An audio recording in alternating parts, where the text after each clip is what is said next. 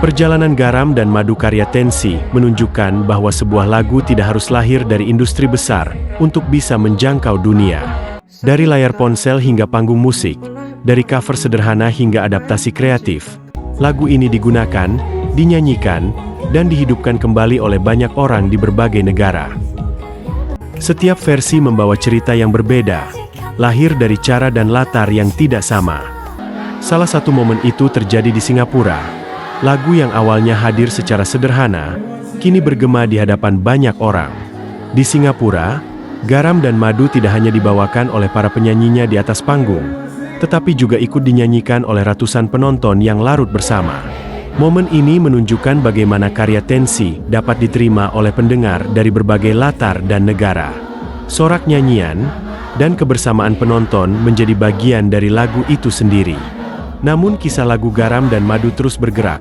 Di negara lain, lagu ini hadir dengan cara yang lebih sederhana dan personal.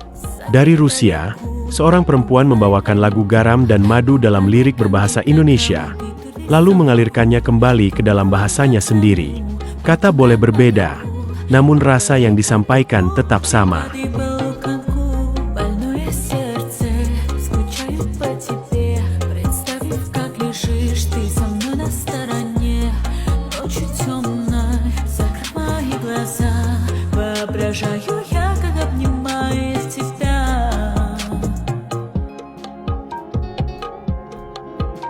Tak hanya dinyanyikan ulang dengan beragam gaya, Garam dan Madu juga menghadirkan beragam respons dari para pendengarnya.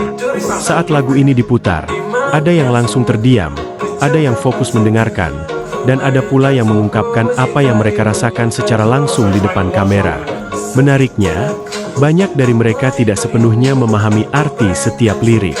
Namun nada dan suasana lagu ini tetap mampu menyentuh.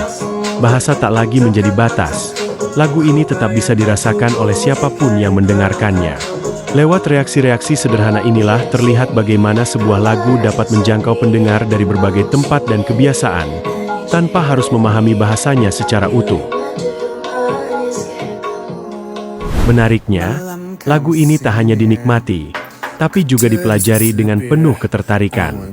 Diucapkan perlahan, diulang berkali-kali, sambil mencoba memahami setiap kata yang dilantunkan. Bukan hal yang mudah bagi mereka yang tak tumbuh dengan bahasa ini, namun justru disitulah keindahannya terlihat jelas. Apa gue harus dengar lagunya lagi? Enak lagi lagunya. Bjir. Enak lagi lagunya, Bjir. Enak lagi lagunya. Kau terasa sepi, aku pilih madu, manis kayak kamu, merah bibir kamu. Kau penilik aku, apa yang kau mau? Dia atau aku, garam atau madu? Yes. Dalam sebuah perjalanan, seorang perempuan menyanyikan lagu Garam dan Madu sambil mengemudi.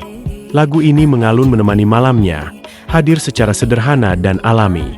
Di momen sesederhana itu, Garam dan Madu menjadi bagian dari keseharian.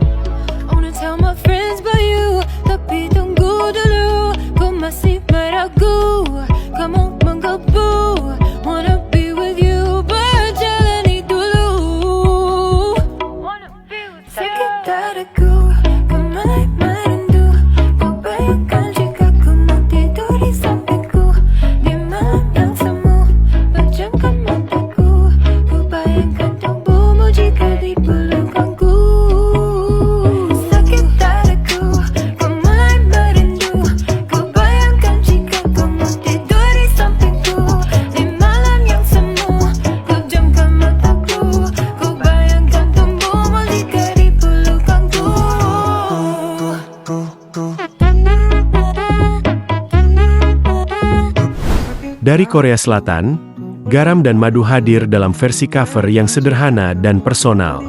Dinyanyikan dengan iringan gitar akustik, lirik berbahasa Indonesia diucapkan perlahan, bahkan dipadukan dengan bahasa Korea. Upaya ini menunjukkan bukan sekadar menyanyikan lagu, melainkan mencoba memahami makna di balik setiap kata yang dilantunkan.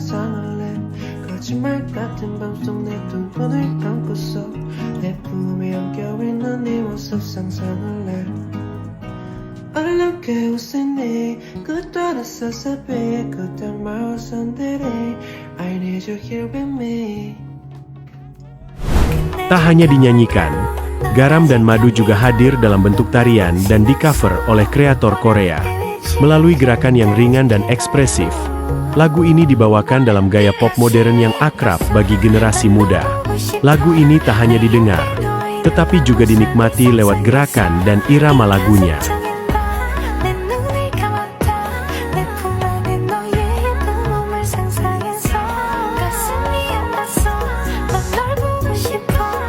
Di Thailand, lagu Garam dan Madu tampil dalam sebuah pertunjukan musik yang menghadirkan penonton dari berbagai kalangan.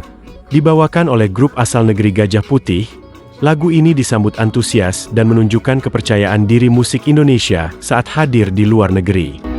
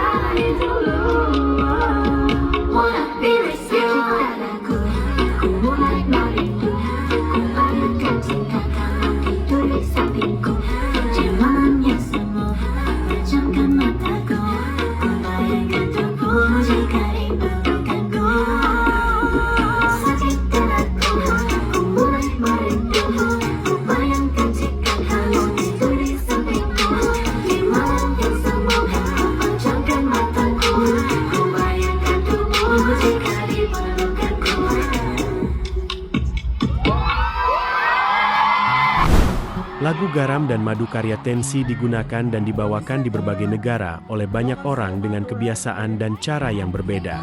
Ada yang memilih menyanyikannya dengan lirik bahasa Indonesia apa adanya. Ada pula yang menghadirkannya kembali dalam versi lain, menyesuaikan bahasa dan gaya yang mereka kenal. Di berbagai situasi dan momen, lagu ini terus hadir tanpa harus dijelaskan panjang lebar. Cara membawakannya boleh berbeda, namun ketertarikan terhadap lagunya tetap sama. Dari perbedaan itulah terlihat bagaimana sebuah karya dapat terus bergerak, mengikuti siapapun yang mendengarkannya. Disitulah kekuatan sebuah lagu bekerja, tanpa perlu banyak kata, tanpa harus dipaksa. Cukup dengan didengar, dibawakan, dan diteruskan dari satu tempat ke tempat lain.